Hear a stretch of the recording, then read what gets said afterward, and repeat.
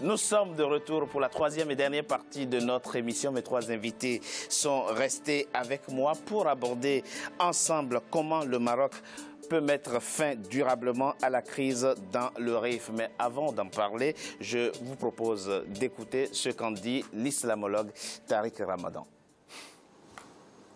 Il y a quelque chose à faire aujourd'hui. Il doit y avoir un vrai processus de démocratisation dans le pays, une vraie écoute des voix populaires. Et il faut, à mon sens, soutenir. Alors j'ai vu que des chercheurs et des sociologues et des chercheurs en sciences humaines, en sciences politiques, ont ensemble mis en évidence combien ce mouvement-là au Maroc pouvait être aussi un projet d'espérance parce qu'il ouvrait des perspectives politiques, il ouvrait pour le RIF, mais pour tout le pays, des vraies questions sur le plan social, sur le plan de l'égalité nationale, sur le plan politique, de la transparence et de la démocratisation, et sur le plan culturel, de la diversité de ces cultures qui forment le pays. Il faut l'entendre. Et la répression ne sera pas la solution. L'insulte ne sera pas la solution. Le fait d'utiliser des termes qui donneraient une crédibilité au pouvoir aujourd'hui en parlant de fitna ici ou en parlant de dissension ou de division ou de sortie du religieux et d'utiliser le religieux contre des revendications qui, en fait, du point de vue même des principes de l'éthique religieuse, sont plus justes que fausses, eh bien c'est une erreur. Et donc on en appelle aux autorités politiques et aux plus hautes instances et jusqu'au roi du Maroc à entendre ces voix de justice et à faire en sorte que le peuple marocain les entende aussi avec beaucoup de dignité, sans violence, mais avec la force de ceux qui disent aujourd'hui que leur dignité, elle est dans l'égalité et dans la liberté. Elle est dans la justice et dans un processus de réforme pour plus de démocratie.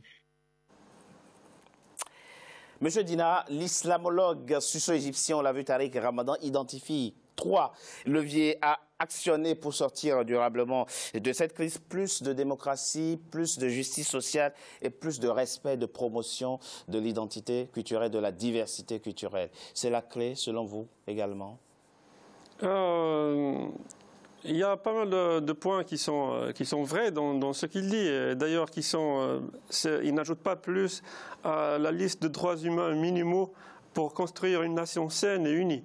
Donc là, j'en rajoute pas plus. Mais sur certains points, et surtout sur l'usage du religieux par l'État et pas par les manifestants, comme moyen de division, parce que d'ailleurs, la vague d'arrestation a suivi une prêche qui a été commanditée par le ministère chargé des affaires religieuses. Et on sait que cette prêche-là a sa source dans le ministère de l'Intérieur. Comment vous le savez, puisque vous évoquez effectivement très simplement, une situation qui implique Nasser Zelzafi. Il a interrompu. Il y a eu 3 événements successifs qui se sont produits. D'un imam à l'Océima. Exactement. Et l'événement ne concerne pas que Nasser Zelzafi, parce que c'était l'excuse qu'a utilisé le pouvoir pour emprisonner Nasser Zelzafi et aussi ses compagnons. Parce que il faut déjà analyser la suite des événements qui se sont produits, mais à une vitesse ahurissante. Une première déclaration fameuse au Maroc des partis de la coalition qui mêlent musulmans, islamistes et aussi ex-marxistes, donc au sein de la même formation gouvernementale, a sorti un communiqué où on accusait entre les lignes et même clairement les guides de la mouvance rifaine de séparatisme. Clairement. Monsieur Dina, quand vous empêchez un imam de faire son prêche, on ne peut pas ne pas voir une dimension religieuse dans votre revendication. Puisque c'est un responsable religieux que vous empêchez. On y arrive. Oui, s'il vous plaît. Il n'y a pas que Nasser Zelzafi qui est sorti de la mosquée pendant la prêche. Cet événement a eu lieu dans toutes les mosquées avoisinantes. Beaucoup de gens ont été indignés par la nature et du discours qui a été dicté aux prêcheurs, parce qu'il faut connaître aussi que la prêche le vendredi n'est pas sujet de liberté. Vous êtes convaincu que cette prêche le contenu de cette prêche vient des autorités de Rabat? C'est simple. La prêche est uniforme. Et donc, je ne vois pas que les prêcheurs de toutes les mosquées, qui eux-mêmes sont des rifins ou venus d'autres régions, se sont mis d'accord un vendredi avant d'accuser tous ceux qui revendiquaient tel ou tel droit d'être des mécréants. Donc, ça, pour moi, c'est des signes qui sont très reconnus. Le problème, c'est que des jours après, le même gouvernement est sorti pour démentir ce qu'il avait dit une semaine avant. C'est-à-dire que oui, les demandes sont légitimes, ce sont des demandes économiques et sociales, et oui, il y aura des réponses positives. Donc il y a ici une intention malsaine qui sème un peu de doute dans la confiance qu'aurait pu avoir la population locale rifaine dans un gouvernement. Le problème, c'est que s'accumule le retard d'exécution de projets de développement avec ces politiques malsaines.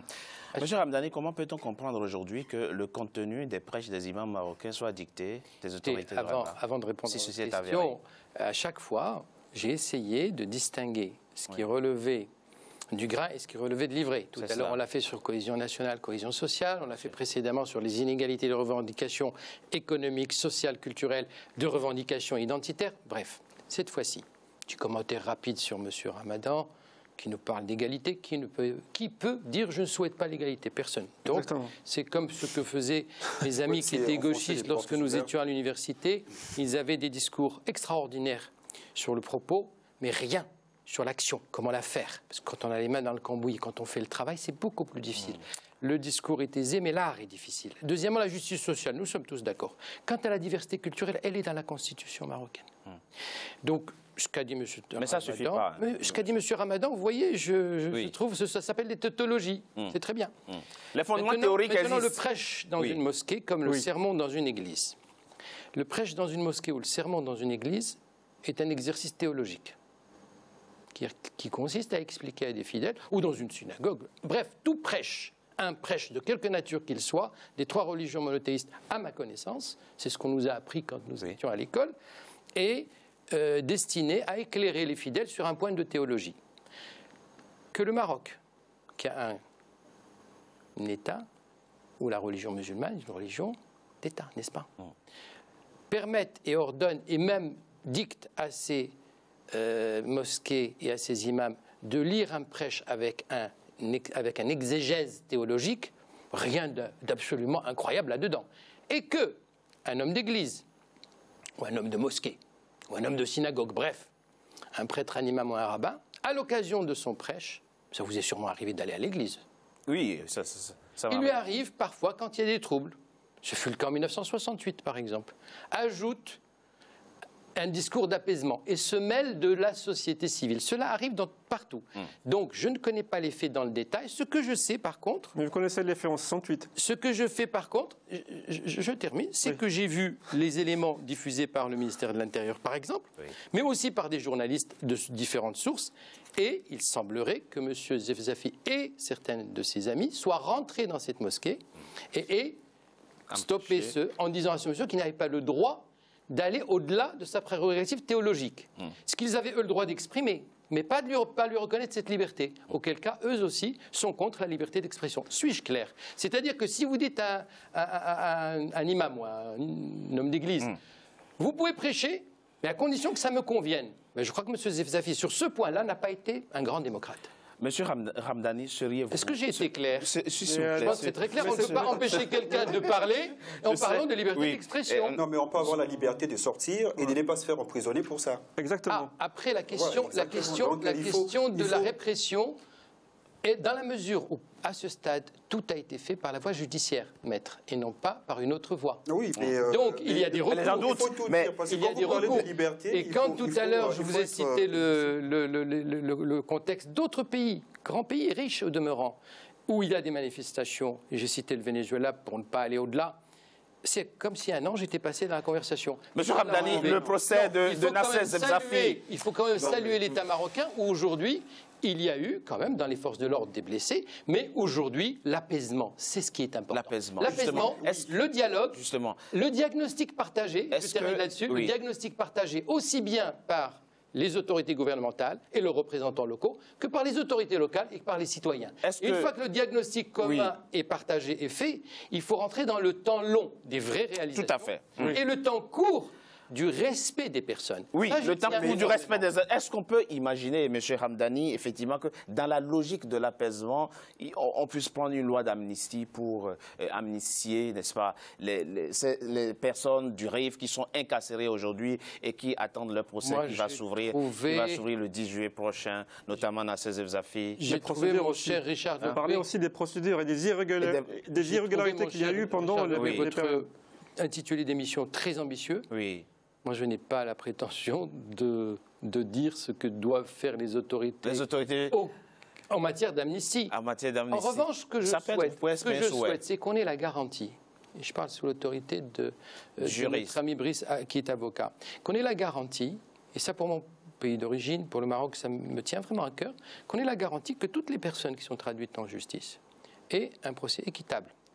Et que si elles sont innocentes, qu'elles soient libérées. Ça, j'y tiens énormément. Or, de ce point de vue-là, le Maroc a quand même fait des progrès considérables par rapport à son point de départ.